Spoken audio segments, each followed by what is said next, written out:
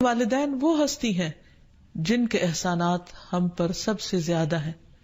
ان کے احسانات کا بدلہ ہم چکا نہیں سکتے، لیکن ہاں ایک صورت ہے کہ ہم ان کے لیے زیادہ سے زیادہ دعائیں کریں، خصوصاً اس وقت جب وہ دنیا سے جا چکے ہوں اور ہم ان کے لیے کسی قسم کی کوئی جسمانی خدمت یا مالی خدمت یا کسی اور طریقے سے کوئی مدد ان کی نہ کر سکتے ہوں.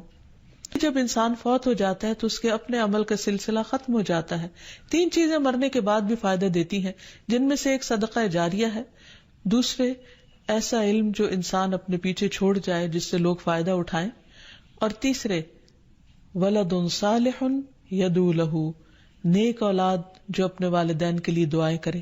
یعنی بیٹے کی دعا یا بچوں کی دعا اپنے والدین کے حق میں قبول ہوتی ہے، اس لیے خوب خوب دعائیں کرنی چاہیے. صدقہ دیتے وقت والدین کی طرف سے یعنی ان کو ثواب پہنچانے کی نیت سے صدقہ کیا جائے. اس سلسلے میں ہم دیکھتے ہیں ایک آدمی نے نبی صلی اللہ علیہ وسلم سے عرض کیا، میرے والد فوت ہو گئے ہیں اور انہوں نے مال چھوڑا ہے لیکن وصیت نہیں کی، تو کیا میں ان کی طرف سے صدقہ کروں تو ان کے گناہ معاف کر دیے جائیں گے؟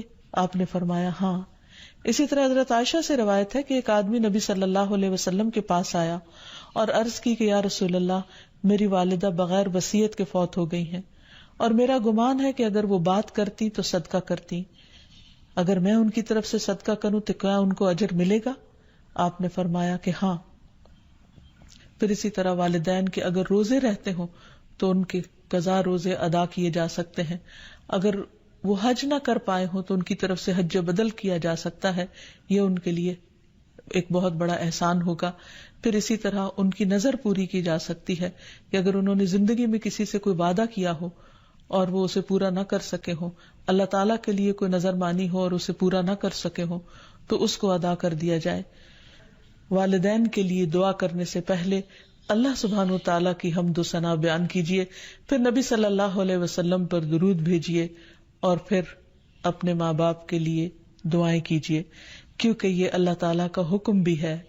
وَقُلْ رَبِّ ارْحَمْهُمَا كَمَا رَبَّيَانِي صَغِيرًا، اور آپ کہہ دیجئے اے میرے رب ان دونوں پر رحم کیجئے، یعنی والد پر بھی اور والدہ پر بھی، جیسے انہوں نے مجھے چھوٹا سا پالا تھا، بچپن میں پالا تھا، جب میں نہ خود کھا سکتا تھا نہ پی سکتا تھا اور نہ خود اپنے آپ کو صاف کر سکتا تھا، تو انہوں نے دن رات بغیر کسی وقفے کے میری خدمت کی. تو اے رب اب جب کہ وہ بڑے ہو گئے ہیں، وہ تیری رحمت کے محتاج ہیں، تو ان پر رحمت فرما اور ان کی مشکلات آسان فرما. پھر اسی طرح والدین اگر زندہ ہو تو بھی دعا کی جائے، اور اگر وہ فوت ہو جائے تو وہ اور بھی زیادہ دعاؤں کے مستحق ہو جاتے ہیں. جب برزخ میں والدین کا درجہ بڑھا دیا جاتا ہے یعنی بلند کیا جاتا ہے تو وہ پوچھتے ہیں کہ ہمیں درجے کی یہ بلندی کیوں کر حاصل ہوئی، تو انہیں بتایا جاتا ہے کہ یہ تمہاری اولاد کی دعا کی وجہ سے. ہم دیکھتے ہیں کہ مختلف پیغمبر بھی اپنے رب سے اپنے والدین کے لیے دعائیں کرتے رہے ہیں، جن میں نوح علیہ السلام کی دعا ہے. وہ کہتے ہیں رب اغفر لی ولوالدی ولمن دخل بیتی مؤمنا وللمؤمنین والمؤمنات، اے میرے پروردگار مجھے بخش دے اور میرے والدین کو بخش دے اور ہر اس شخص کو جو میرے گھر میں مومن کی حیثیت سے داخل ہوا ہو ان سب کو بھی بخش دے.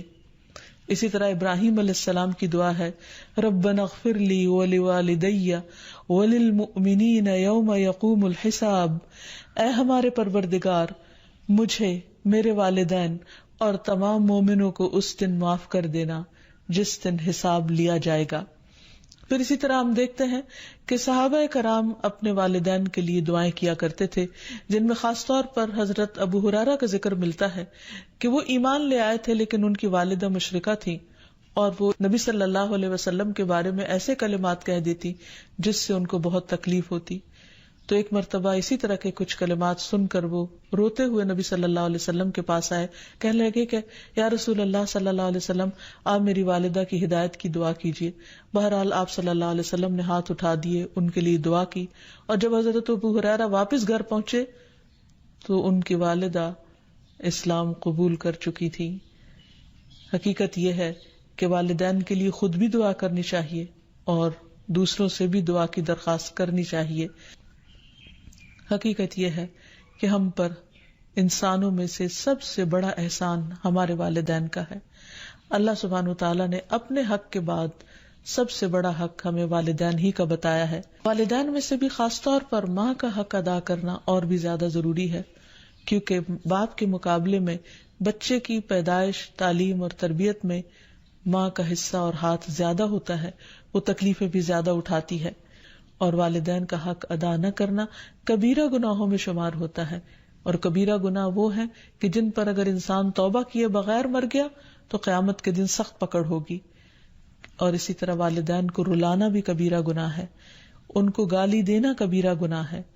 پھر اسی طرح والدین تو وہ ہستی ہیں کہ جن کے لیے دعاؤں کے ساتھ ساتھ ان کی طرف سے صدقہ خیرات کرنا بھی خصوصاً ان کے زندگی کے بعد بہت فائدہ مند ہے.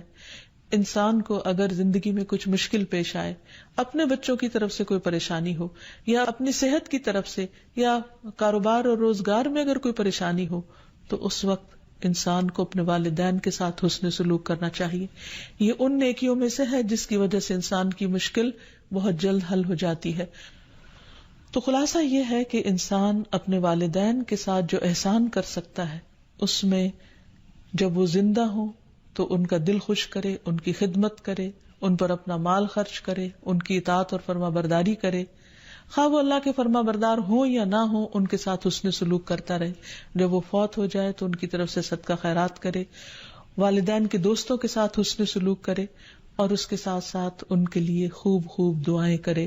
اور خصوصاً یہ مختصر سی دعا جو اللہ سبحانہ وتعالیٰ نے خود حکم دیا ہے کرنے کو، رب ارحمہما کما ربیانی صغیرا، اس دعا کی خوب خوب تکرار کرے اور ان کی بخشش کی بھی دعا کرے. اور آخر میں ہم سب دعا کرتے ہیں اپنے والدین کے لیے کہ اللہ تعالیٰ ان پر اپنی رحمتیں فرمائے اور ان کو اپنا پسندیدہ بنا لے، اور اگر وہ دنیا سے جا چکے ہیں تو انہیں جنت میں اعلیٰ مقامات عطا فرمائے. وآخر دعوانا ان الحمد للہ رب العالمین. السلام علیکم ورحمۃ اللہ وبرکاتہ.